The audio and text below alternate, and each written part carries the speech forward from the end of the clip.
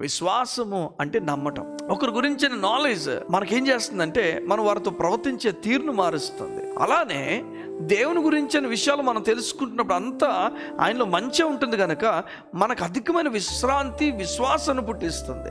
ఒక వ్యక్తి గురించి విన్నప్పుడు, ఈ లోకపు సంబంధమైన వ్యక్తుల గురించి కానీ లేఖనాల్లో వ్యక్తి గురించి విన్నప్పుడు క్యారెక్టర్ని పుట్టిస్తాయి. మోషే సాత్వికుడు, ఓకే నేను సాత్వికంగా ఉండాలైతే, మోషే తన అక్కను అన్నయ్యని ఏమనలేదు, అలా నేను ఉండాలైతే. సగం మనం చాలా స్టోరీస్ చదువుకుని వెళ్తాం, చాలా విషయాలు మనం చూస్తాం దేవుని లేఖనాల నుంచి.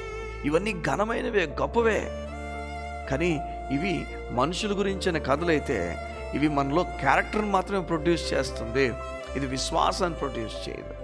విశ్వాసము ఏది ప్రొడ్యూస్ చేస్తుందంటే, ఎవరైతే దేవుణ్ణి, తండ్రైన దేవుణ్ణి, కుమారుడైన యేసు ప్రభువుని, ఇంకా ఆత్మదేవుణ్ణి ఎవరైతే తెలుసుకుంటారో లేఖనాలు చెప్తున్నాయి, విశ్వాసంలో అధికంగా నిలబడతారు.